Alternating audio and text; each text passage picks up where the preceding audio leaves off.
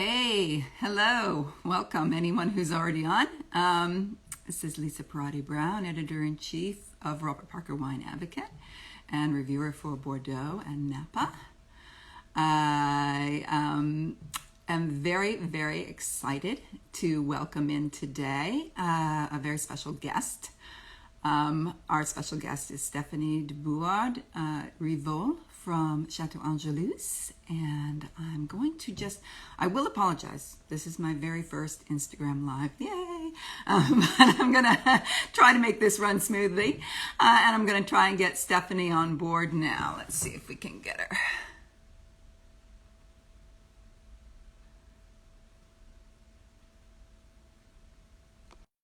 Here we go.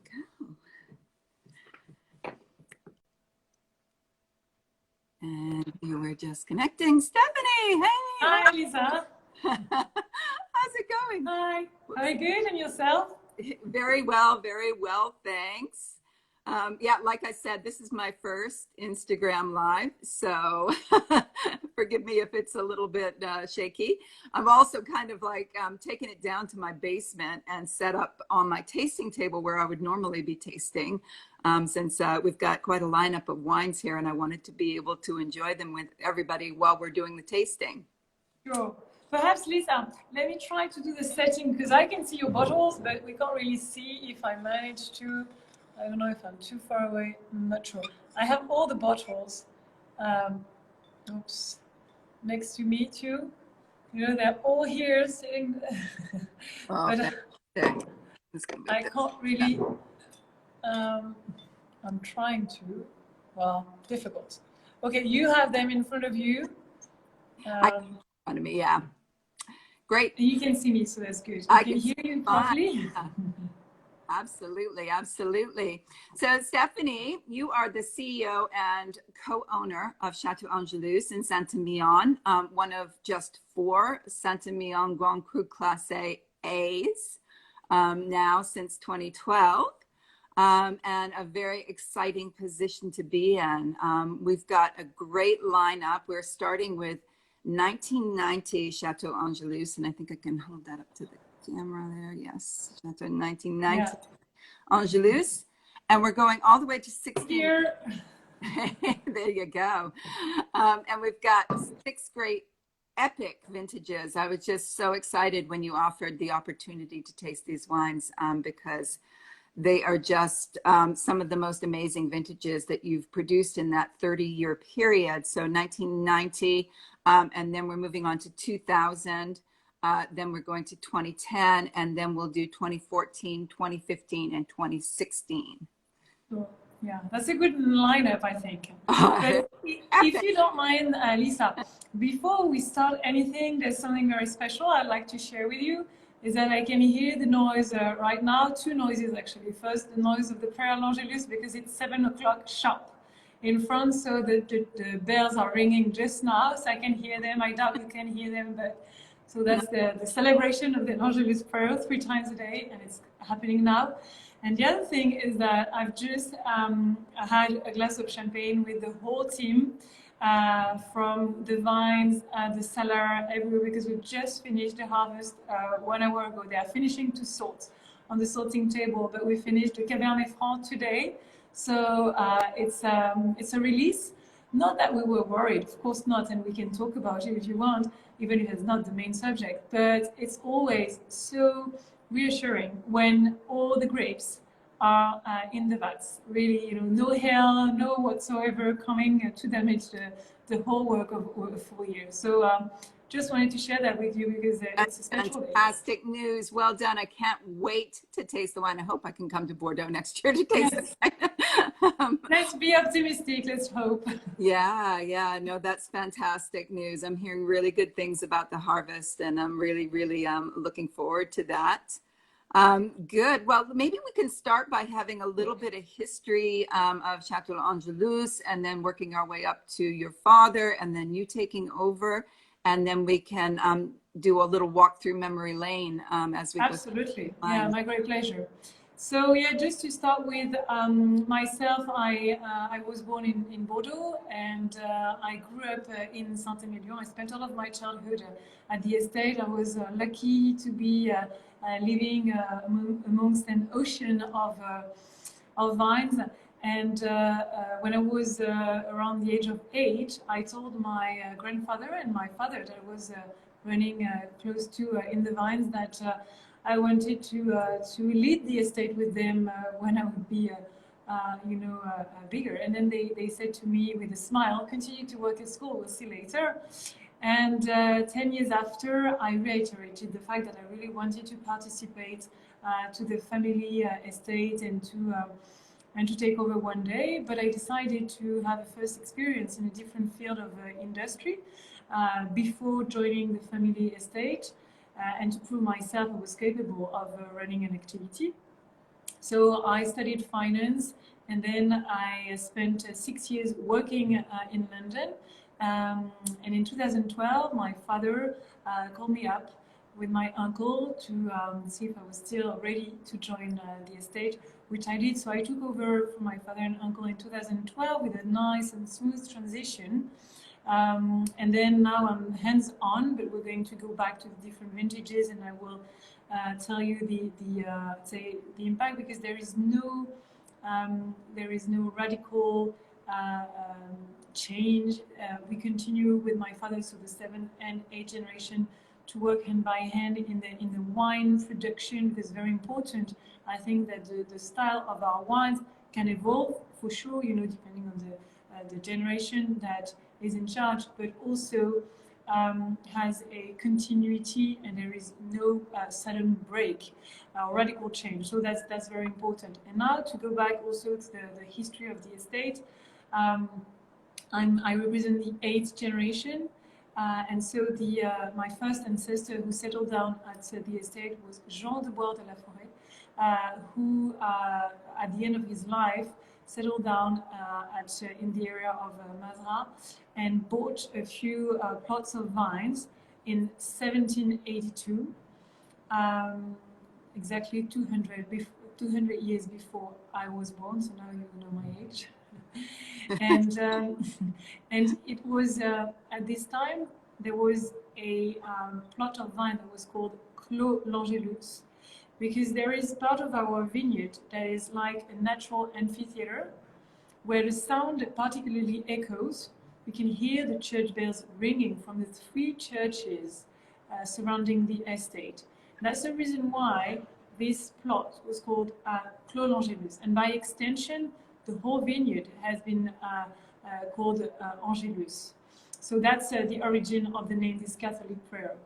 And I think, so since 2012, I consider that I have a wonderful chance and opportunity that was given to me to continue this wonderful history, and now to write myself a new and several chapters for now and the future and future generations. And when I see my 2 young children, that 3 and 4 were picking the grapes with my father last week, the Merlot, it's fantastic. They're so excited, and they feel, they're young, very young, but there's something, they seem to be already attached to the place, because they live here. So we'll see what comes next, but it's very, it's wonderful for us to foresee the future. And I consider myself, as a, how can I say, a depository with a duty of transmission, and I'm a link of a chain. And I'd say that this land belongs to me, but I belong to the land more than they belong to us, to our family. There's a real attachment here. And I remember when my grandfather was still alive, what he transmitted to me was really the passion for, let's say, the values, the work, our history, our family history, before I liked wine. Because I started to taste, I was an obligation in our family, 1 sip of wine every Sunday. So I know in the US, well, it's not drinking, it's tasting, but in the US, 7 years old is quite young. isn't it, to taste wine? But from 7 onwards, my brothers and sisters, so my siblings, we had to taste one sip of wine, and I didn't like it from 7 until 17. I'd say that from 17, the cellar of my father was in danger because I really started to enjoy wine. But it took me a while. So now really my two major challenges are to continue that work, to go even beyond if possible, because the previous generations and of course my father and my uncle on their generation have led Château Angélus at the top of its appellation. So this I need to not only to maintain, but to ensure that we can, in the style of the wine, be even more precise and try to bring an extra unit of precision if possible. And I'm sure we can always slightly improve in a few things here and there.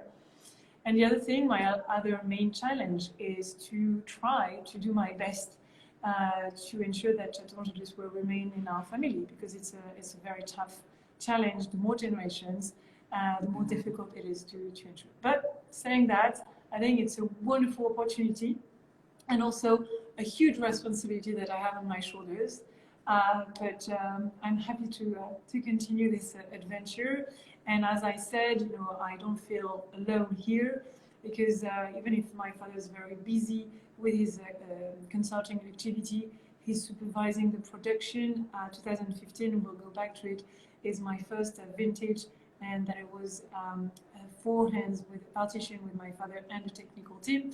So I think it's great to envisage, you know, everything here, knowing that if I need advice whatsoever, my father's there, my uncle as well. So that's, I think the future is bright, although the context and the environment. And I would like also to say before we start the tasting that I have sincere thoughts for all the people in the Napa and Sonoma and you know, our fellows wine growers, vignerons that are suffering. Yeah, it's I can't even say, you know, I haven't been able to do anything or function for the last few days, I have to say. And so it's kind of nice to have this as an escape, because I'm down here in Carneros, where we're not really affected. It's really up north towards St. Helena and Calistoga, the town of Angwin, and then over towards Santa Rosa. But it's really, really heart-wrenching, really, and stressful for everyone here. So thank you. Yeah, we're really sharing. Yeah. We see ourselves here in Napa as, I suppose, you know, akin to Bordeaux. There's a lot of Bordelais here in the valley working now, and a lot of Bordelais ownership here as well. But also there's a kinship with the you know, grape varieties and the styles of the wines and everything. So yes, that means a lot. Thank you. No, my pleasure. Good. Well, I think we can move on. And did you want to start oldest to youngest and kind of look at the transition, the transformation in terms of vintages, but also a slight, and I loved the introduction that you gave to yourself about yourself, with the very, very slight, subtle changes. And we'll talk about those, as you say, from the 2015 vintage onwards, where we can start to see a little of that impact. But now we've got a really great era of your father to look at. And I would like to say that, you know, really it was Bob Parker who kind of acknowledged that your father brought your estate to the position that it is today, and really recognized and realized with consistency the greatness. I remember we tasted not long ago the 1953 vintage that your grandfather and your great uncle had made, and it was just stunning. And particularly when you imagine what they had to work with back then in terms of winery equipment, you know, it's all very basic. The conditions and the equipment, for sure. Yes, not quite the same. It showed the potential of the estate, and your father, I think he mentioned that he showed that wine to his professor at that time, his mentor, Emile Payot, who said, wow, you know, you've really got something here. And that really gave him the encouragement to go and make all of these changes at the great estate. And so we're moving into this era now, and Bob Parker recognized, you know, coming into 1990, wow, you guys produced a stunning wine.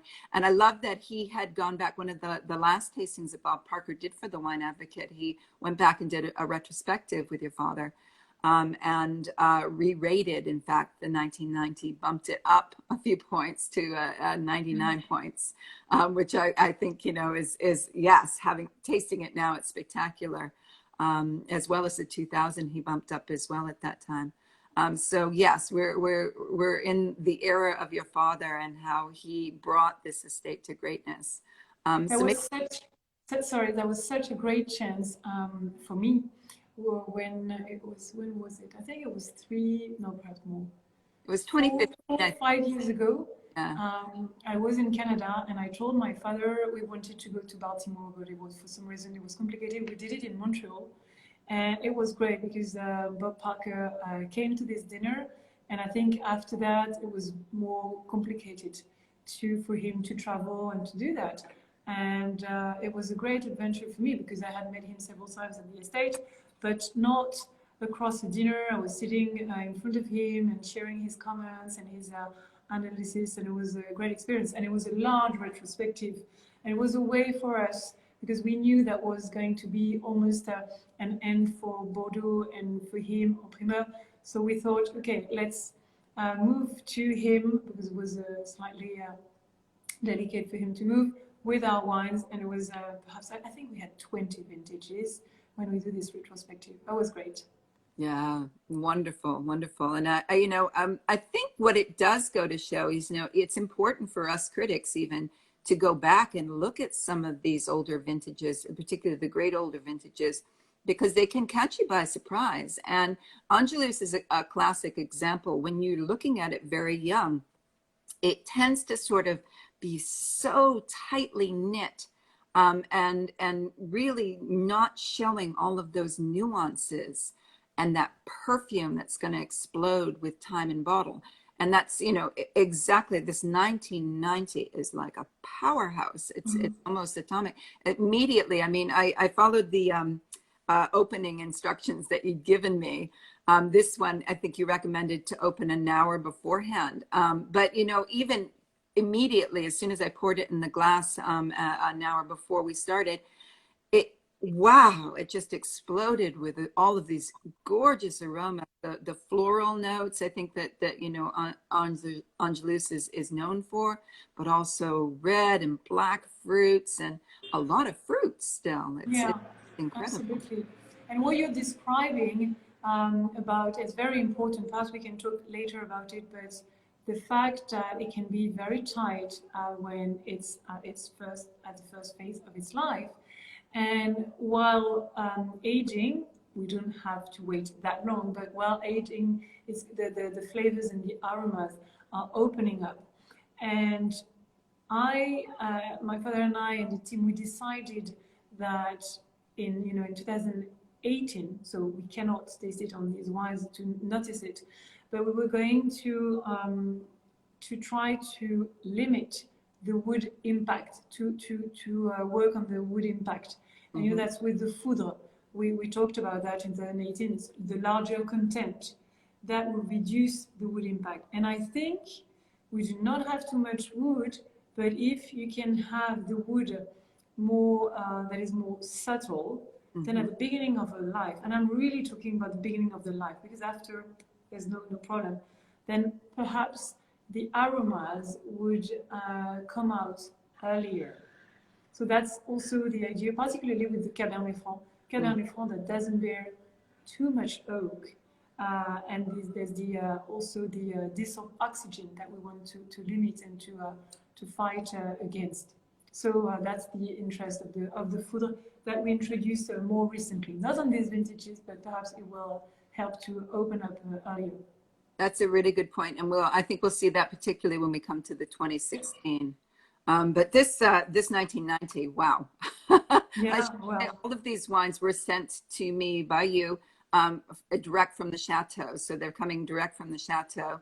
The corks were in incredible condition. The 1990 did break in half, and fortunately I had one of these, and so I got it out in 2 pieces. But other than that, I mean, it was in perfect condition. It was really, you know, lovely. So pristine cellaring, really nice, you know, slow aging is really showing on this wine, you know. Yeah. Absolutely beautiful aromas. I can, you know, even when I sort of sit back like this, I can smell it. It's just like so profound on the nose here. This vintage, sorry? There's really lovely rose oil character on there. I mean, it's just, you know, astonishing how beautiful it is. Yeah, this vintage, I love this vintage. I'm always trying to, I'm wondering which one is my favorite, 89, 90. It really depends. I'd say that some periods I've preferred 90, some periods I've preferred 89. I think I have a slight preference for 90. Sorry? I was going to say, these are both very warm vintages. Do you think that warmer vintages suit your site? I think so. Not only us, but I think so. But then it depends also on the work that one does in the vineyard and on the time of picking as well. In 1990, we were already, and I don't know if we were many, I don't think we were many to do that, many vineyards. We were already practicing the green harvest and the de-leafing. And that was the very beginning of these practices, you know. Yeah. And we also had sorting tables at the time in 90. The first sorting table at Angélus came in 85. And so I think Angélus has been one of the pioneers for, you know, the sorting, but also for green harvest, de-leafing. My father, that was considered as a fool by some people, even by his father to start with. And that was the clash started, and then by other people. And then slowly after, my grandfather realized the benefits, and other people also, I think. But who would understand? I mean, imagine you are not at the end of your life, but you have perhaps 2/3 of your life. You've been to the war, you've lived through the war, and then your son tells you, we're going to cut grapes that are not ripe, and you know, we may lose, I mean, waste, or you know, get rid of 40%. So my grandfather would never understand that. Like, no, we want to produce as much as possible.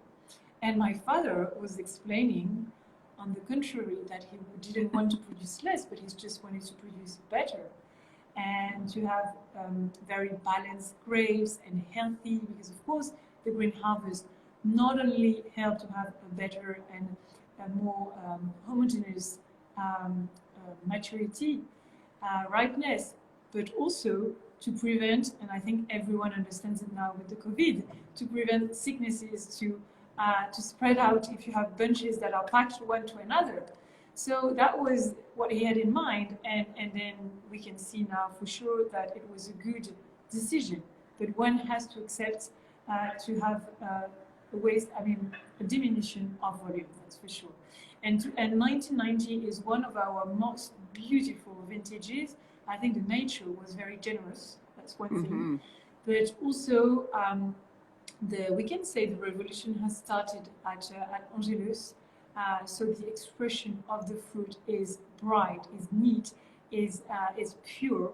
And now what we have in our glass, I think it's unfair for all the people listening to us. I wish I could give it to everybody. Come on over. I hope that some people have at least some of these wines in their cellars, and it is a little unfortunate that we can't share this with everybody. But yes, the richness of fruit in the mouth as well, and the tannins. There's a lot of tannins still there. I mean, for a lot of the 1990s, you're starting to see the tannins go a little bit powdery, a little bit, less so, a little bit slippery. With this, there's still a lot of structure, a lot of freshness, a lot of tannins, and the fruit needs it as well. And the other thing I wanted to pick up on was what you said about purity. because this was a period in Bordeaux where some chateaus were going through some problems with Brettanomyces, for example. Here, this wine is just so lovely and pure and perfumed and just fruit. It's just wonderful. Yeah. And we have, I like the evolution that of the wine aging with some notes of leather, a bit of cacao as well, all the fruits you described and the flowers. So it's quite powerful.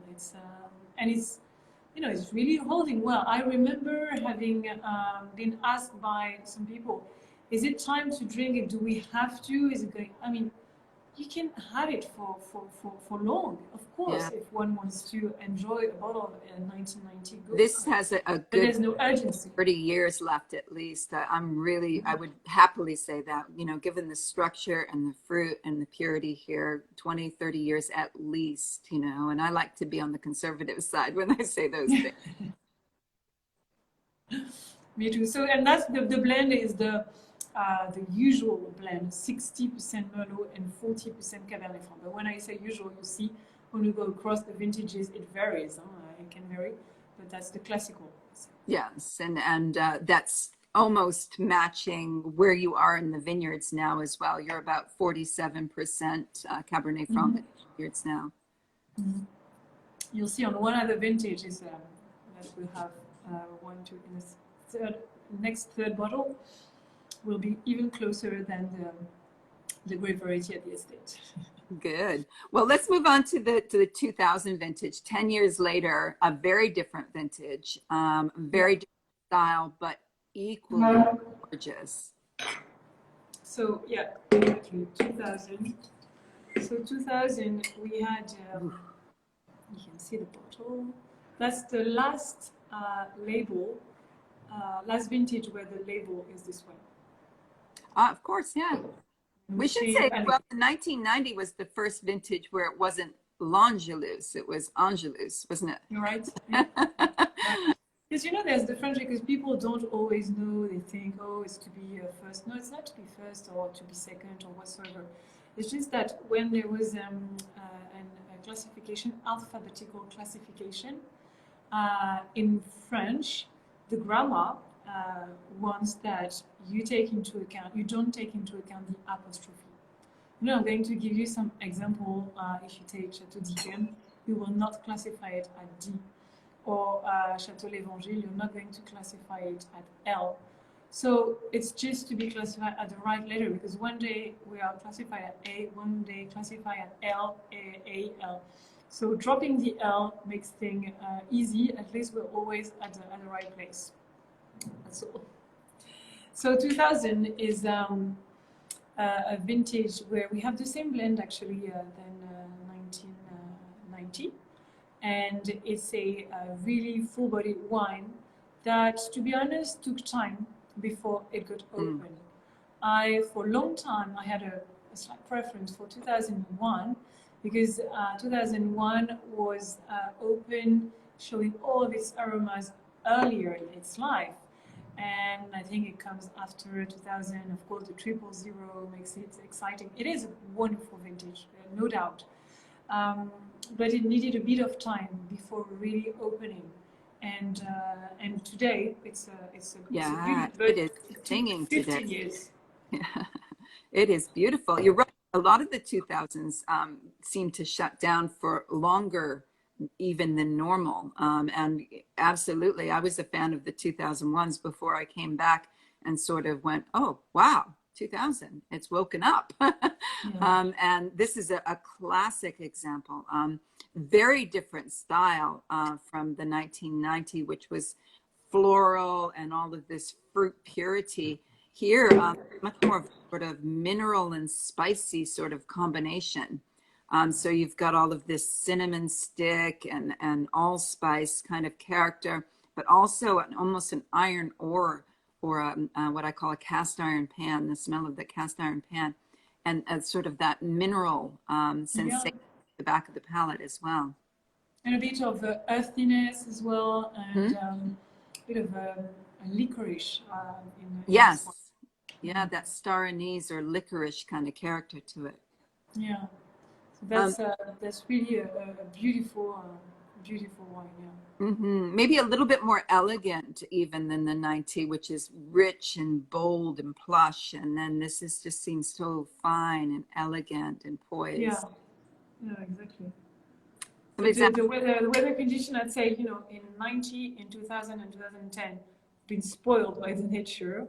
It's incredible. The nature gives us beautiful conditions that allow us as well to work in wonderful conditions. I'm not going to say it's easy, but it's easier than working in conditions like 94, 90, 91, 92, 93. oh yeah, 94 was quite tough. But however, I find it interesting, to have this kind of difficult or challenging conditions as well, because it's also in these particular difficult vintages that one can make the difference in terms of terroir, in terms of winemaking, taking the right decision at the right moments, being precise, etc., etc. So I'm not saying it's a competition, not at all, but I'm saying let's take what the nature gives us. Sometimes it's wonderful, and that's great. Sometimes it's more difficult, but it's not less interesting. So just a quick question we had, and then we'll move on. Between the 1990 and the 2000 Angélus, was there any difference in winemaking? Were there any big changes in the cellar between them? Yes, I mean, the style has been improved all along the time. We had only one sorting table in 1990, and we had two sorting tables, 2 or 3, I'm not even sure, but at least 2, that's for sure. Also, we had only concrete and stainless steel vats in 1990. No, sorry, in 1990 we had concrete only, and then we added the stainless steel, and later we added the wooden vats. So that's an evolution. Nothing has been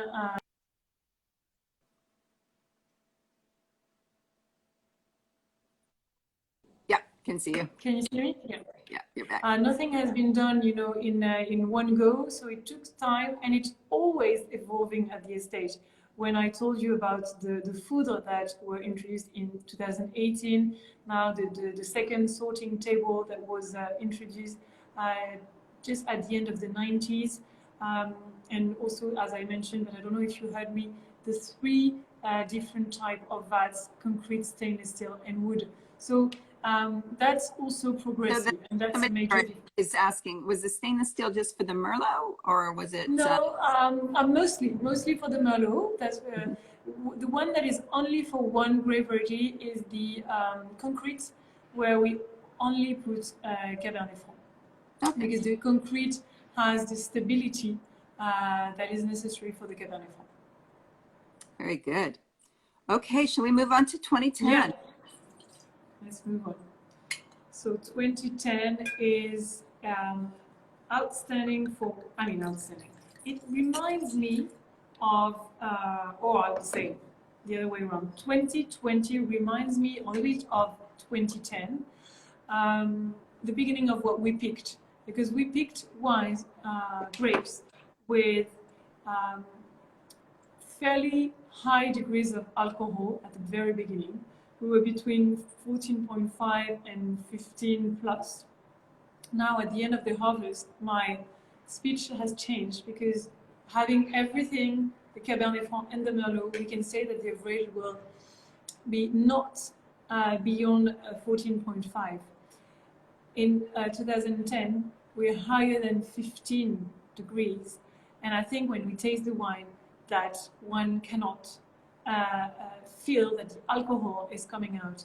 Anytime I had a tasting with clients, whoever, I asked, have a guess for the alcohol, and no one would place it beyond 15. And I think that's the sign of the good integration, good balance. That's very important. That's the most important, is the harmony in the wine. So yeah, 2010 is a wonderful wine. and it's really has the power, the elegance. It's a stunning bottle, and I had it 2 weeks ago. People in front of me told me I've never tasted such a 2010. It's evolving on a wonderful, wonderful way recently. Yes, I had this earlier this year, the 2010, and I was really pleasantly surprised about how it has woken up. The 2010s, again, unlike the 2009s, really went into a closed period for quite a while. And a lot of them are just starting to emerge from that closed period. So it's nice, 10 years on, to be looking at the 2010s because they're just starting to wake up, starting to emerge, starting to be a lovely drink now. They will go on forever almost. Yeah. Because they've got so much concentration, so much structure to them. There's a lot of tannin, there's a lot of acid, all, really good quality tannins as well. I love this sort of texture of it, the plushness of the wine, as well as being, quite firm as well. I mean, sure. I love the flesh. The flesh is really present. It's thick, and at the same time, the tannins are very fine and elegant. And we have low pH. So we have full ripeness on this wine with low pH. That's why, there are some similarities with 2020, even if the degree of alcohol will be lesser on the 2020. But we have, low pH that allow us to have the great balance. That's very important to have this acidity, and that will enable this wine to age for a long, long time as well. So, very, very interesting. And we have a bit more Cabernet Franc in this wine. We have 45% Cabernet Franc and 55% Merlot. So it's not big, but it's a tiny difference. Fantastic. Good. Well, shall we go on to 2014? Yeah, absolutely. So 2014, I decanted it. And perhaps, I don't know if you can see, we can show to the screen. There's a special mention that I wanted to place on the bottle to pay a tribute to my father. At the bottom of the bottle, underneath the label, there's this sticker where it's written in the center of the sticker 30, and on the sides 30 in different languages and different alphabets. And that was to pay a tribute to my father's 30th vintage, not the last, but his 30th vintage. That was just something. And at the back, he just signed, on this land where I was born, I signed my 30th vintage. So that's, we call this vintage because every vintage has a name. This vintage is called the Indian. The Indian because there was an Indian summer, and that was wonderful. We had we had a beautiful September and October months, what we call the after season, and the ripeness for the Cabernet Franc was outstanding, to the point that on the blend of 2014, it's 50% Merlot, 50% Cabernet Franc. That's why I told you there's the usual, but it can vary, and it varies. And that's the magic of Bordeaux, to have this variation, this blend, and the variation of proportion between that Cabernet Franc and Merlot. And this was the one that you told me to open first. So it needed a little bit more time. I opened it an hour and a half before we got started. I have to say, it's probably only just waking up now, about 2 hours since we got started, because now I'm getting this real floral perfume starting to emerge from it. I'm starting to get some of those spicy nuances coming out. Before it was just a little bit earthy, maybe a little bit sort of, I don't know, muted compared to what it is now. Yeah. But it really, I think that the recommendation here is if you're going to open a 2014, and it is looking beautiful now, think about decanting it, at least a good hour to 2 hours before serving. It gives you an image. You had an image when you open it, and then later, after this time, it feels like it's now brought into 3D. It's you have the 3-dimension that is in your glass. Yeah. It's a more elegant style. You know, it's hard coming after the 2010 because the 2010 is so rich and powerful. A bit unfair. After 2010, it's quite unfair. And this, but you know, it's almost nice to drink it afterwards because it's refreshing. It's very refreshing. It almost dances on your palate. There's an ethereal nature to it. It's got tannins, but they're not standing out there. It's got freshness, but the freshness is nicely knitted in with the delicate fruits, and now it's got this beautiful perfume coming out too, which just lovely. And you know, we can say it's a bit unfair coming after 2010, but if we had 2013, you would have seen as well, even if 13 is beautiful, but it's in a different style, a bit more delicate. So it depends what you have it compared with or after which vintage. But no, I'm very I'm delighted with the 14 in a totally different style. Well, you know what, and also I think it's worth mentioning to people that, you know, maybe there are people who will prefer the style of the 14. It's a little bit more refreshing, a little bit more elegant, kind of perfumed, a little minerally, whereas there's the richer, bolder styles of, say, the 2010 and the 1990, I would say, goes into that. And then, you know, we get to the 2016 as well. So it's really, you know, a little bit about stylistic preference too. I mean, if you put all of that, you know, bigger isn't necessarily better comments out there, and you know, accept that, you know, some people will just love that style. And you know, right now, no, I think so. I love the 14. I think, you know, I'm, you know, in the mood these days to drink something a little bit fresher, a little bit lighter, a little bit more elegant, perfumed and pretty. Yeah, and depending on the dish that you're going to match it with, depending on the company, depending on your mood, depending on many things. I love the fact that we have several different vintages. People ask me, I don't always drink 1990. I don't always drink Château Angélus. It's nice to change and to keep these bottles as well for special celebrations. Yep. Yeah. I'm pouring the 2015. Oh, good. I have to confess that my battery flashed. I think I still have, let's say 10 minutes, but I can't plug it. It's on a table. Oh no. Okay. So 2015, I told you it's my first vintage, full hand partition with my father and with the team. We called it this one Magnifique. And it was wonderful for me, for my first vintage, to have such beautiful conditions. The grape, the blend is 60, so the classical, we're back to classical, 60 Merlot and 40 Cabernet Franc. And I like the smooth, the very smooth and elegant texture that we have in mouth, the density as well, the fruits that are there. Really, the fruit is present, and I think it's a bit, it's opulent. It's really present. That's really you will see just after 2016 is in a different style, and we'll talk about the style. I think in the same category, 15 and 16, but two different styles. And I don't have a preference for one or another, but I consider that 15 another time brings really a lot of fruit and a beautiful density in mouth with some very delicate tannins. Yeah, again, the 15 was a little bit more closed than it is now. Now it's really waking up. And I think it is from the 15 and the 16 where we can see very subtle changes. There's a kind of energy, a brightness, if you can say that about the wines. There's this, I don't know, it just seems to sparkle a little bit. I was going to say that, sparkle, not the bubble, but sparkle in French, the éclat, and that's exactly that. You know, the sparkle, the brightness. I totally agree. Yeah.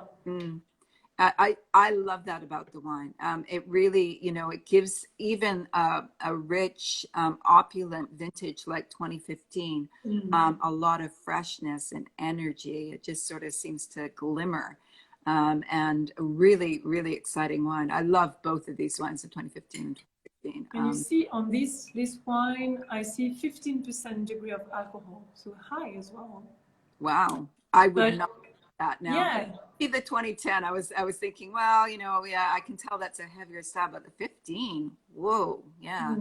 Yeah, you know, as long as we manage to have this freshness, and that's thanks to the Cabernet Franc, and we have this acidity with low pH, we control the pH, then I think, you know, it's the great integration and harmony, and that's the most important. Absolutely. Yeah, there's so much starting to come through on this. I love the sort of interplay of red and black fruits on here as well. Exactly, yeah. Layer.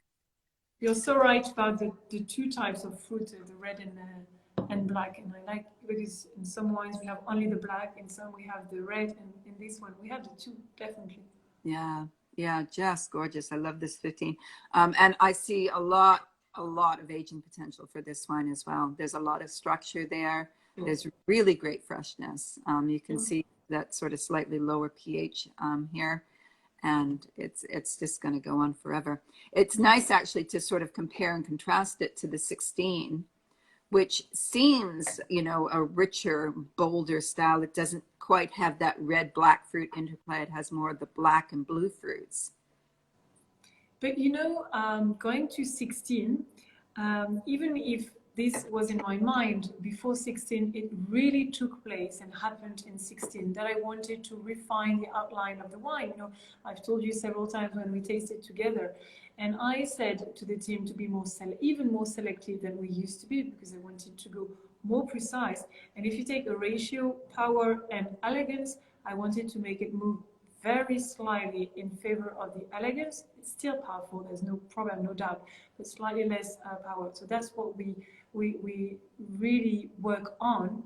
And I consider that it's in 16 that it's clear, I don't know, but that it's really noticeable. Perhaps in 15 you can see that as a start of a change and evolution, but 16, I didn't even have to say to people that they got it, and they told me, you've changed something. And I didn't want, as I said at the beginning, to have a radical change, a sudden change, but something very subtle that we do with the team, with my father.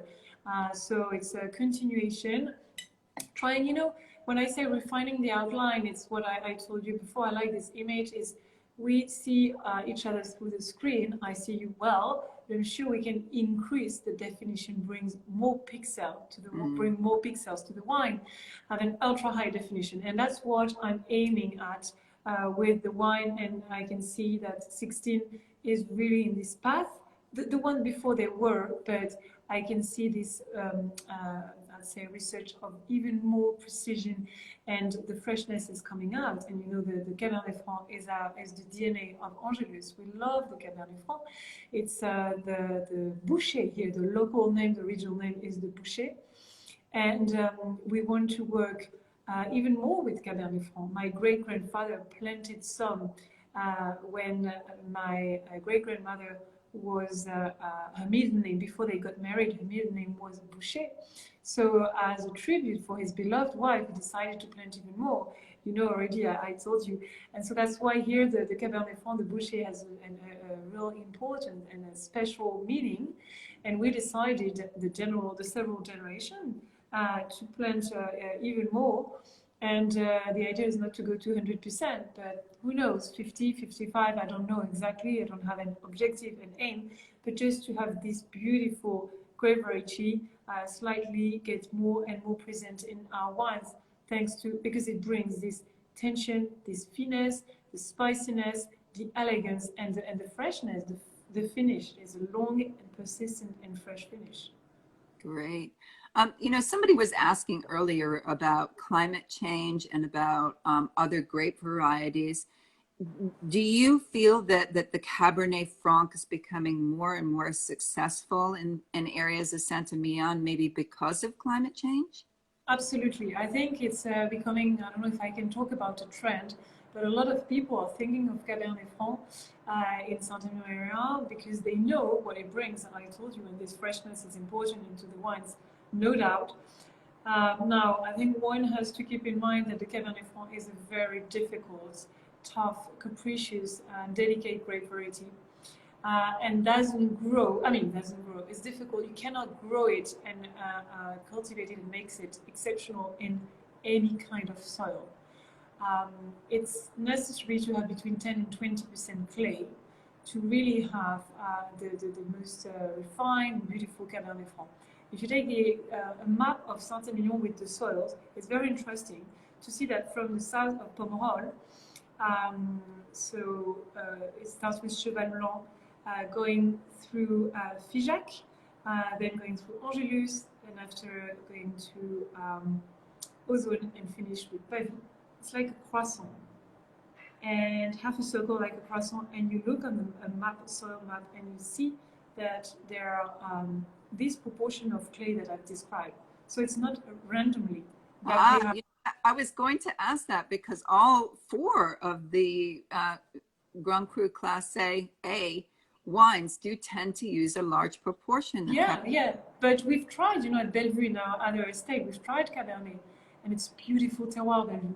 But for Cabernet Franc, too much clay. We have too much clay. So it didn't, we could produce, but we were not satisfied with them. So it's really important to That's fascinating.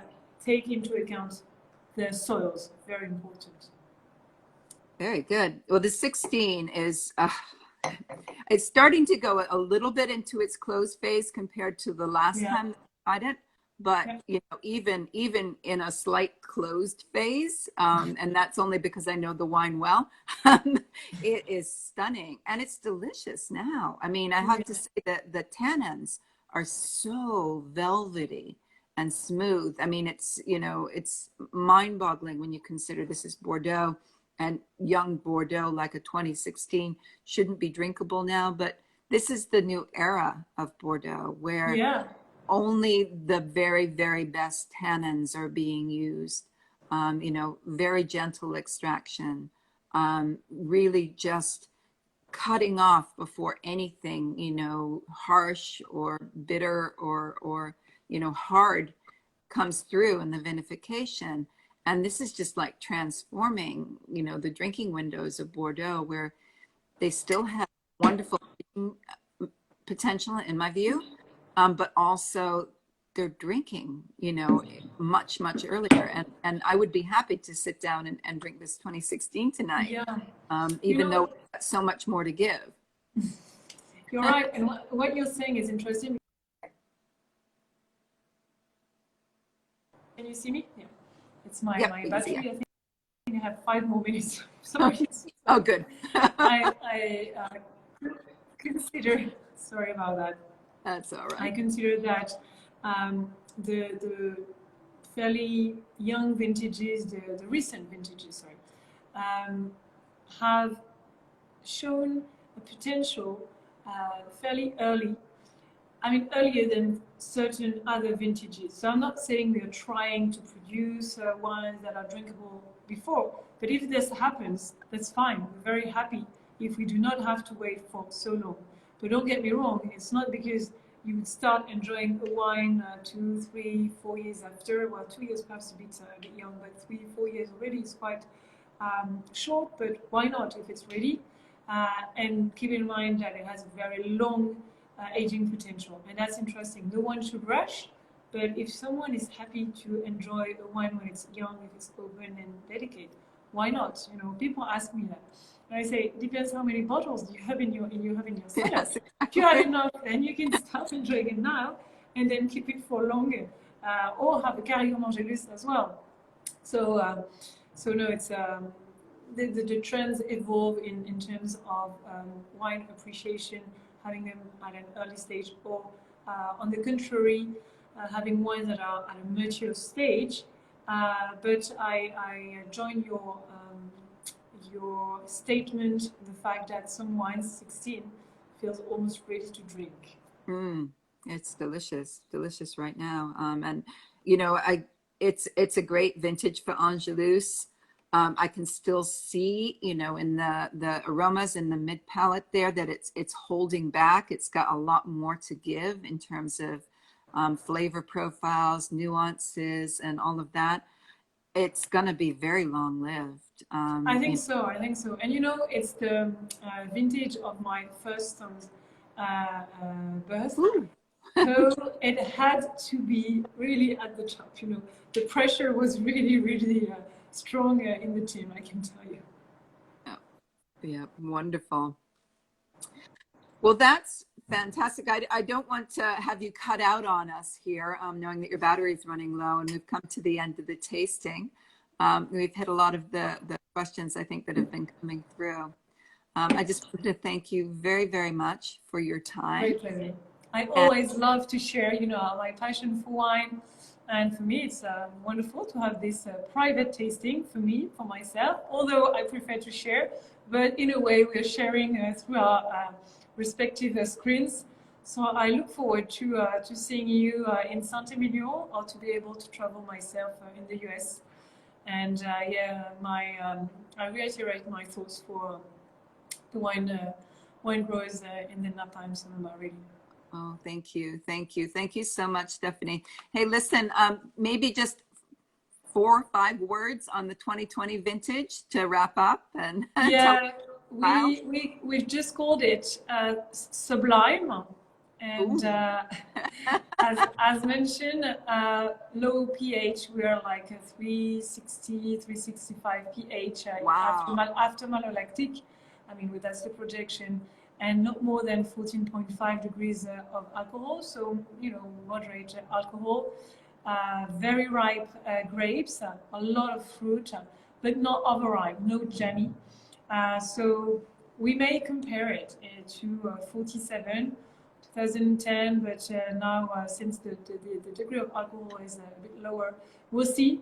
But one of the most beautiful vintages that have been produced now. We need to go in terms of winemaking. We need to be extremely fine, delicate, to see how we're going to transform what we picked. But I'm very confident, and I'm so happy because there's no hail or storm or whatsoever, no pressure anymore in terms of weather conditions. Now it's safe on that. Now we continue to work in our cellar, and I hope to meet you for the en primeur, you, Alisa, and our consumers and distributors and sommeliers in next year for the en primeur. Thank you. Well, fingers crossed. I really hope there next year. Thank you so much for this opportunity. I can't tell you what this. Thank you. It's been a Thank really. you very much, Lisa. I appreciate it. Thank you very much. You. Bye. Bye. Bye, everybody. Bye.